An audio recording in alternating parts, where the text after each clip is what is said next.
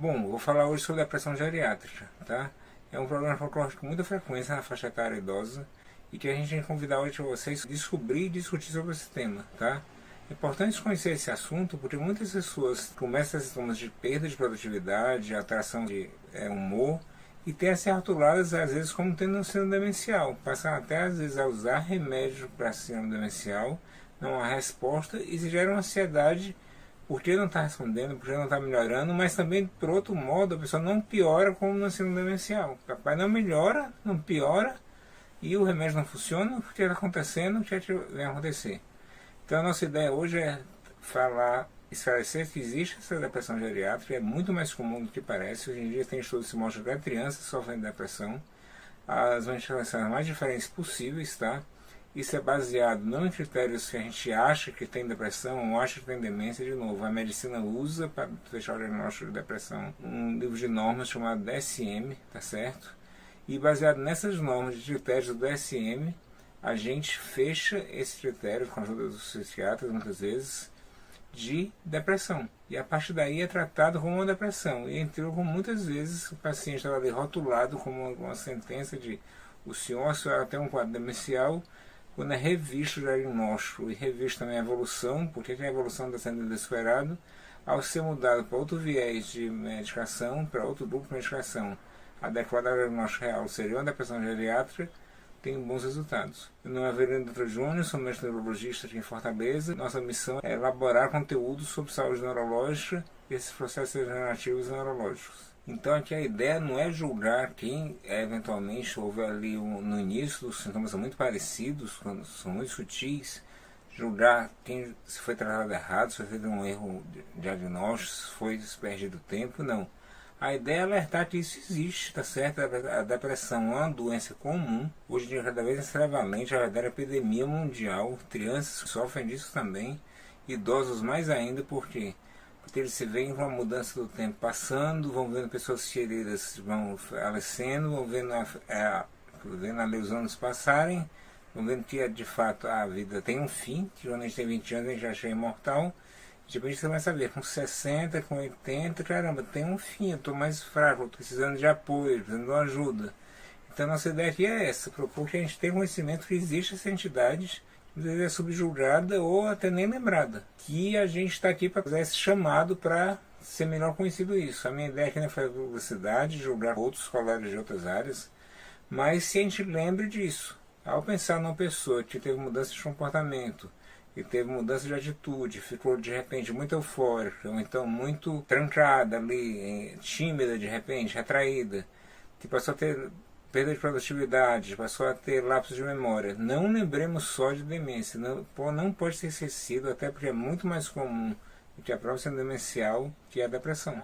Tem muito tabu em cima de ter depressão ainda a gente tem um quarto escuro, a pessoa chorando, perdendo peso, e sofrimento, tá? E não necessariamente é assim, às vezes mudanças sutis, uma tristeza, um desinteresse, uma apatia, leva a pessoa a achar, papai está com Alzheimer, para não dar depressão. O tabu às vezes da depressão é tão grande que isso não é nem admitido.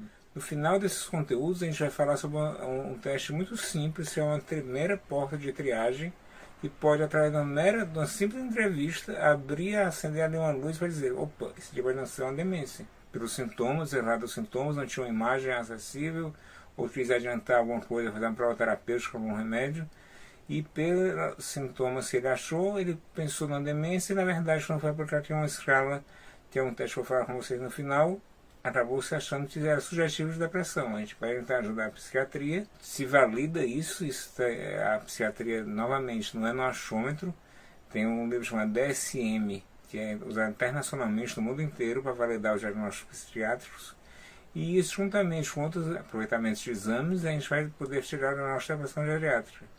E a partir daí, fechar essa questão da depressão, que se você pensar na depressão como uma doença, também é crônica, é recorrente, então tem melhoras, fases de paraíso, você toma um remédio melhora muito, e depois pode ter uma recorrência, mas em relação ao diagnóstico de demência é bem mais, assim, vamos dizer, agradável um diagnóstico desse do que você ter um diagnóstico de demência que já é um processo degenerativo progressivo, sem ter regressão, tá certo?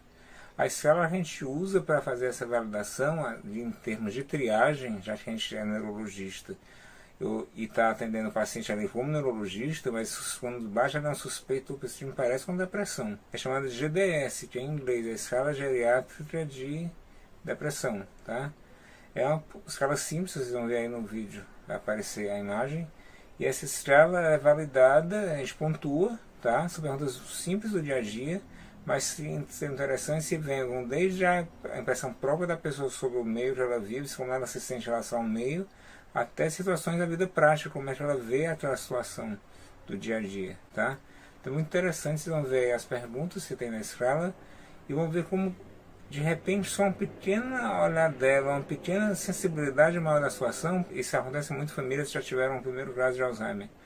Papai, o vovô, a avó tiveram demência, papai vai ter a demência também. Eu já sei que é demência. Eu já fico na angústia para vocês, olha, doutor, papai está com começo de síndrome demencial, começo de Alzheimer. Aí você vai lá fazer a avaliação e dentro que a gente já vem conversado nos últimos vídeos, tem as avaliações que a medicina faz através de imagens, laboratório e também os testes de bateria de triagem, né, o minimento, o que você achar mais adequado, mas é essencial pensar em depressão. O principal diagnóstico diferencial de uma síndrome demencial é a depressão. Mas na ânsia de ajudar, você pode ir para a situação sua ou de um colega que atendeu antes e já dizer, olha, seu pai está idoso, tem 80 anos e tudo, de fato ele está produzindo menos, porque está querendo dormir o tempo todo, está se agitando, ou tem uma insônia, ou está querendo parar de não quer comer mais, está perdendo peso. Eu já fiz aquilo tudo que é teste de sangue, ele está bem, não tem nada de ruim no sangue. Então eu acho que de fato isso aqui é um começo de demência, eu vou passar de um remédio para ti, aí procura um neurologista para acompanhar, tá? Aí quando você bate o olho, você está mais treinado a ver aquilo todo o tempo, toda hora, assim, olha, tudo bem, aí o colega avaliou, vamos ver, mas então vamos fazer aqui um testezinho chamado GDS, escala geriátrica de depressão. Aí você pontua essa escala e a partir daí dá o nosso norte bem simples de, caramba, isso pode ser uma depressão, como é que se trata da depressão? Fazendo prova terapêutica. Você vê pelo grupo etário do paciente qual o grupo de antidepressivo mais adequado, propõe uma medicação, explica à família, olha, não é um antitérmico que tomou, passou, ou seja, tomou o remédio hoje, amanhã vai estar bom, dá ali um prazo de 15 a 20 dias, reavalia, se precisar, pede ajuda do psicólogo, fazer uma bateria neuropsicológica, e já às vezes tem datas surpresas, já aquela pessoa que estava com um diagnóstico de uma síndrome demencial, já às vezes está em uso de uma dose inicial de medicação, que o colega anteriormente ou alguma equipe médica anterior fez para ganhar tempo até chegar a você, você consegue dar aquela boa notícia. Olha, tem uma notícia excelente para te dar, não é o que a gente estava pensando, é algo mais fácil de tratar e tem um prognóstico melhor. Isso é muito gratificante e acontece algumas vezes na prática médica, com certeza. Tá? Isso não ocorre por erro de colegas ou por inexperiência de colegas. Na verdade, é porque a gente precisa sempre detalhar muito bem, a medicina tem muito detalhe. O primeiro movimento é estabilizar, salvar a vida. Isso na emergência. No consultório, que é um consultório letivo, o primeiro movimento é tomar alguma medida proativa. Ou ter proatividade. Você tenta agir logo para ganhar tempo. Você vai demorar a marcar a consulta, que às vezes vai demorar uma pessoa idosa, já vai comoção, já vai sair de casa. Então o colega às vezes começa algo pensando, eu vou começar a dose baixa, que eu tenho quase certeza que é isso, mas vou mandar para o especialista. O especialista no caso é o neurologista. E às vezes a gente consegue desconstruir essa ideia e é uma boa surpresa. E pode ter certeza, o paciente, principalmente os filhos do paciente, a família não saem com raiva do primeiro doutor. A gente faz entender que, olha, foi um movimento ativo, não fez mal nenhum ao paciente, mas agora a gente pode afirmar que não é isso. Então, a gente convida a conhecer melhor sobre a depressão geriátrica. Pessoal, então, por que é tão comum depressão na terceira idade? Basta a gente entender o que é uma pessoa da terceira idade. Uma pessoa que já completou seu ciclo de laborativo, ou seja, de bater ponto, ter férias e tudo, a pessoa já está ali na descanso merecido da aposentadoria, mas muitas vezes se apresentou cedo demais. Ou então o trabalho era a válvula de escape dela para o ambiente, ela não se sente muita vontade. Era onde ela via gente, conversava, se arrumava. Em casa não tem por que se arrumar de manhã, ou botar uma roupa, um perfume, ou uma roupa mais bonita, porque vai ficar em casa, né? E não tem como sair todo dia também, porque de repente foi só até uma pessoa ter sido uma pessoa maior, então tem que sair acompanhado, tem que sair, é mais seguro não sair sozinho, onde vai sofrer um acidente, cair. Então tem muito disso também. Então a pessoa tende a ficar mais introspectiva, ter menos autocuidado, né, no sentido de o autocuidado emocional, de se preservar mais, tem menos troca de experiências, tá? são a geração na terceira idade que a gente vivencia ainda hoje, são os que nasceram mais na década de 40, 50, são aquela geração que ainda tinha muito tabus, né? Tinha muito proibido, não tem a liberdade que tem, por exemplo, a juventude de hoje. A juventude de hoje, quando a gente tiver a terceira idade, vai ser um outro modo de ver, encarar as situações.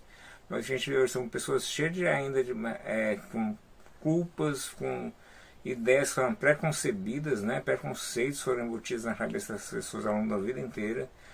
Sentimentos de deveriam ter feito algo mais, dá também aquela frustração às vezes, caramba, eu estou com 80 anos, estou com 70 anos, meus filhos já saíram de casa, meus netos também já estão grandes, ninguém liga para mim, ou então eu sou um peso, eu tenho que parar plano de saúde para mim, comprar um monte de remédio, eu não tenho como colaborar, minha pensão ajuda muito pouco, ou seja, a visão que a pessoa tem é, eu sou um peso.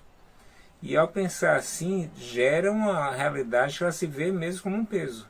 E uma pessoa que se vê como um peso, ela não vai ter vontade de se arrumar, não vai ter vontade de ler um livro, de ver um programa de TV, ela vai ficar cada vez mais sentindo um peso. Tá? Então ela vai se isolar e vai começar a dar sintomas de que eu não estou legal. Aí vem a tristeza ou a agressividade, vem o ganho ou perda de peso, tá? Vem os transtornos do humor, vem insônia ou sonolência excessiva, sempre vem os extremos, tá certo? E isso muitas vezes simula algo que uma pessoa menos desinformada, ou que tem acesso à unidade básica de saúde, pode pensar, caramba, pode ser um síndrome demencial também, por que não? Né? E para chegar para o sistema básico de saúde até um médico especializado, ou um clínico geral, se for um serviço privado, que veja inicialmente, até chegar no especialista, tem um certo atraso aí de tempo. Às vezes a própria família não tem um tempo de levar aquela pessoa ao médico. Ou então a pessoa não quer ir ao médico, ela já sabe que não quer se tratar, porque ela já é um peso. Então se eu for sobre outra doença, eu vou dar mais trabalho, mais despesa, ou então eu vou ser mais fonte de preocupação. Então eu quero ser isolado e esquecido aqui. Tem gente que reclamar aqui que as famílias e as pessoas busquem um autoconhecimento. Busquem assim se empoderar de sou um ser vivo, sou um ser humano, eu tenho direito a ter um bem-estar mínimo que seja. Que haja sua paz, se estimule o convívio entre pessoas da mesma idade. A gente tem várias entidades que proporcionam isso. Aqui em Fortaleza tem a Universidade Sem Fronteiras, que sociabilizam a pessoa com pessoas da própria idade dela. Tem entidades também que vão visitar essas pessoas, que dão carinho, conversam com as pessoas, trocam experiências, jogam, brincam, e tudo isso estimula a sociabilidade da pessoa. Tem projetos também de educação esportiva, por exemplo, dos bombeiros, que também chamam as pessoas mais maduras, vamos se mexendo, vamos ficar em casa parado, deitado no fundo do rede, vamos fazer um pouco de exercício físico, ajuda a parte cardiovascular, ajuda o cérebro, conhece colegas ali, às vezes vizinhos, que nunca tinha dado um oi ou uma boa tarde, e começa a sociabilizar, isso é importante, tá? Então esse movimento da terceira idade ser mais visto hoje em dia, a depressão, não é porque houve um boom de depressão ou antes não havia, sempre houve. O que há, na verdade, é um boom da própria descoberta desse diagnóstico, tá certo? Que muitas vezes ainda passa batido. E a pessoa diz, é da idade, tá, porque sempre foi assim, é o jeito dele. A vovó era desse jeito, a mamãe foi assim, era igual a mamãe. E uma coisa importante é a gente ter o conhecimento de sempre é tempo de correr atrás, tá? A gente vê hoje de cada vez mais gente da maior idade, da melhor idade, como bem chamado hoje em dia, fazendo curso de línguas, fazendo curso de pintura, fazendo curso universitário, certo? Finalmente se encontrando, às vezes depois de estar aposentado, com netos já, assim, caramba, eu teria que ter feito isso a vida inteira, não tive chance de fazer. Agora eu tenho a facilidade de fazer, eu tenho tempo e vou fazer uma faculdade, ou aprender uma língua nova. Isso é extremamente saudável, salutar, e é uma ginástica mental muito boa, tá? Melhor que qualquer medicação, qualquer outro estímulo que o cérebro venha receber. Então você vê gente, sociabiliza, aprende coisas novas, põe áreas do cérebro que estavam ali já meio ali paradinhas para funcionar, e isso tudo só acrescenta, só agrega mais valor ao quadro cognitivo da pessoa, à sociabilidade dela. O que é essa realidade da depressão no paciente da terceira idade? Ele tem muito tabu e preconceito da própria parte do paciente. Por quê? Porque ele não admite ter a depressão, uma pessoa que tem 70, 80 anos, 60, que seja, ela acha, tem na cabeça que depressão é fraqueza. É falta de força, é falta de coragem, tem que ser forte, se for homem, então pior ainda, não se admite aquilo, tá certo? Então ele próprio nega que não possa depressão. Na cabeça dele ele está sempre bem, aquela pessoa que, apesar de às vezes ser hipertensa, diabética, já fez ponte safena, já fez todo estente, mas está sempre super bem e nega qualquer outra doença. Então, assim, pensemos como essa pessoa pensa. Se eu me acho tão empoderado e tão, assim, indestrutível, se eu suportei uma doença ponte safena, coronariana, se eu suportei uma hipertensão, diabetes, eu vou ter depressão, doutor, para fraqueza, com tristeza, coisa de gente frufru, isso é coisa de frescura. Tá? E aí é que mora o perigo, porque essa depressão pode levar a sensações e a comportamentos que vão botar justamente as doenças de base, cardiovasculares, e as doenças de outros órgãos e sistemas mais em evidência, tá? Porque o paciente vai parar de se alimentar, vai comer em excesso, ele vai se agitar e pode ter uma queda, e se ele tomar um escovolante ou doença cardíaca, ele pode machucar e ter um hematoma dentro do cérebro, ou fazer um sangramento interno, ter uma fratura, porque já tem uma osteoporose associada. Então, para você ver como uma doença que aparentemente o diagnóstico é fechado, de uma forma meio que assim, por exclusão, se não for nada é depressão. Quando a gente vai ver as repercussões que isso traz dentro da realidade do idoso, são muito importantes. Daí isso é importante sempre ter lembrado do diagnóstico inicial de depressão, tá certo? E você, como filho, como filha de um paciente que seja idoso e tenha feito diagnóstico de depressão, ajudar a desconstruir essa ideia que o seu pai ou a sua mãe não tem depressão, eu sou forte, eu sou um touro, então eu sou uma mulher de fibra, tentei vocês todos sozinhos, então ninguém me ajudou. Não, vamos entender, acolher essa expectativa dele, mas devolver isso em forma de informação. Olha, eu entendo, reconheço, agradeço toda a sua história de vida, a sua luta, mas vamos entender que a gente está em 2020, 2021, estamos no século XX, a gente tem acesso à informação e hoje em dia não tem mais já depressão, é fraqueza, ou é tristeza, ou é frescura. Tá? A depressão é uma doença em que ocorre. São fabricadas no cérebro substâncias de uma forma errada, tá certo? Em excesso. E essas substâncias são várias, não vai dar uma aula de psiquiatria ou uma aula sobre neurotransmissores, vão agir no cérebro e vão levar sensações e comportamentos diferentes. Isso tudo vai levar a pessoa a agir de forma diferente. Então é importante entender como a depressão funciona. A depressão, na verdade, é uma desregulação, tá, de substâncias que fazem a formação no cérebro, são neurotransmissores, que vão levar esse cérebro a funcionar de uma forma diferente. Daí mudar o humor, mudar o sono, mudar uma série de coisas. E é importante ser descoberto isso o quanto antes para poder correr atrás do prejuízo, né? Ou seja, tratar a doença, desconstruir essa ideia de que está tudo bem, na verdade não está, tá? E quebrar esse tabu de que depressão é tristeza. Depressão tem tristeza, mas a depressão é uma doença que tem que ser tratada com remédio, tá certo? E isso de preferência também com o apoio do psicólogo, mas é essencial entender que não fica bom só com conversa, com assim, vamos dar carinho, vamos acolher, isso é importantíssimo, mas é importante entender que é uma doença que ocorre uma alteração de substâncias químicas no cérebro e tem que ser dada medicação para isso, senão ela não consegue ser debelada. Bem, então e a depressão? Tem cura? Já que a gente discutiu que essa desregulação de neurotransmissores no cérebro leva a comportamentos diferentes e aí as ações diferentes e muitas vezes gerando confusão dentro do ambiente familiar. Dentro das análises médicas, visto que a doença é recorrente. Ela tem controle, tá? Tem uma resposta muito, cada vez mais se lançam novas gerações de antidepressivos e a gente tem cada geração dessa um controle melhor dos sintomas, tá? Em alguns casos até tendem a ser mais recorrentes, tá? E junta muito também com a história de vida de cada um, tá? E o modo como essa pessoa é acompanhada, de repente ela tem acesso a um remédio de ponta e a um remédio psicológico junto, ela vai ter uma resposta bem mais rápida que se ela tem acesso só a um remédio de uma geração um pouco mais antiga e não tem acesso ao psicólogo. Vai ser muito difícil para ela superar do que esse outro que tem acesso a mais recursos, tá?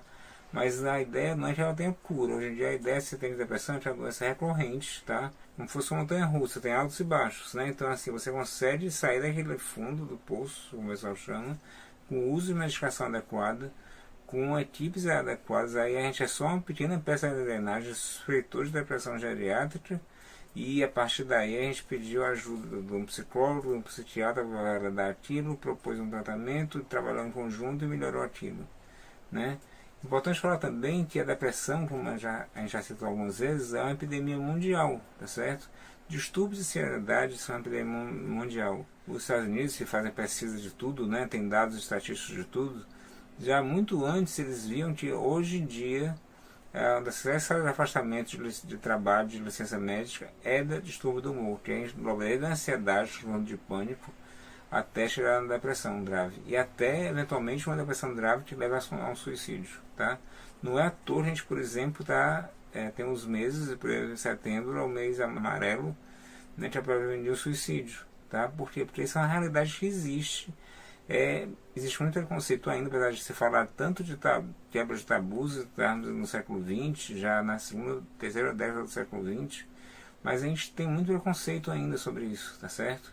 Então é importante cada vez mais desconstruir esses preconceitos entre as pessoas idosas e falar, olha, se a senhora está triste, fale, se está com medo de alguma coisa, fale, não tenha medo, me tenha como amigo.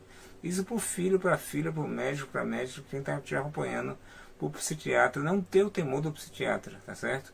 Tem gente que acha que ir para o psiquiatra é uma coisa inadmissível. Pessoas mais idosas acham que o psiquiatra, você levanta isso na consulta, não vou não sou doido. Tá? Então, a real visão que o psiquiatra é médico de doido. Não existe isso. O psiquiatra é um especialista em transtornos do humor que englobam a depressão. E que são vistos numa dimensão maior, que também tem casos mais avançados, é lógico, como a própria área médica, que tem confusão mental e são outras vertentes, não vem aqui ao caso discutir. Mas depressão, plano de bom tom, é bom sempre ter uma consulta com uma psiquiatria, se não houver uma resposta imediata, vai ser aula de sentar com um bom psicólogo para ter uma conversa, porque às vezes a pessoa se sente mais à vontade com o psicólogo para conversar do que com o médico para poder que passa o remédio. Se tiver uma oportunidade de ter uma profissional para fazer uma ginástica mental ali, uma atividade física com um fisioterapeuta, poder interagir, esse sempre é válido. Então a ideia é se trabalhar em equipe de novo, como sempre ver o todo, né? Ver o ser humano e não apenas a doença. É uma depressão, é uma demência, tá certo? Pegar uma pessoa que foi criada com série de preconceitos, fazer ela aceitar que pode, a partir dali, uma vez de achar depressão, tem uma saída para aquilo, já pode melhorar muito. É uma retribuição grande para a gente ver essa melhora acontecer ao longo dos meses, tá? E ela não pode dizer assim, melhorei, estou curada. Aí é que ela vai para o brejo. Estou controlado. A gente deve estabelecer um plano, traçar um plano terapêutico junto com os colegas das outras áreas para ser reavaliado periodicamente, tá certo? Porque não tem ilusão que tomou o remédio uma vez e melhorou, nunca mais eu vou ter aquilo na vida. Os gatilhos são vários, ninguém é igual a ninguém, então eventualmente pode ter recorrências. E é importante ver que a depressão é uma epidemia global e tem inclusive em crianças, tem vários tipos de depressão pós-parto, né? Então assim, é uma doença que tem muito preconceito ainda em cima, que por isso talvez não seja lembrada, e quando ela é lembrada, às vezes é uma surpresa, mas depressão não te pode. A pessoa até se surpreende, mas existe, tá? Então o nosso convite aqui é quebrar um pouco esse tabu, lembrar que a situação pós-parto, vai ser na infância, na adolescência se tem demais, por isso a taxa alta de uso, às vezes drogas ilícitas ou suicídio na adolescência. Tem uma época de transição, e às vezes não tem um suporte psicológico adequado, não tem um diálogo adequado, então ele ser humano ali em transformação acaba ficando confuso, se perde, tá? Toma às vezes medidas que não vê um horizonte, não vê um norte para ele, toma medidas mais drásticas. Então tudo isso só serve de alerta, apesar da nossa vertente ser o idoso, que entender que é um problema global, mundial e que envolve todas as faixas etárias. No idoso especial merece uma atenção maior, por quê? Porque pode ser um divisor de águas entre ele ser diagnosticado com uma demência, sintomas iniciais são muito parecidos, ou como uma depressão. E aí se a gente for pensar que a gente perdeu um tempo tratando como demência o que era uma depressão, a gente causa o sofrimento dessa pessoa, mesmo sem querer ajudar, de um tempo que ela podia já estar melhorando isso daí.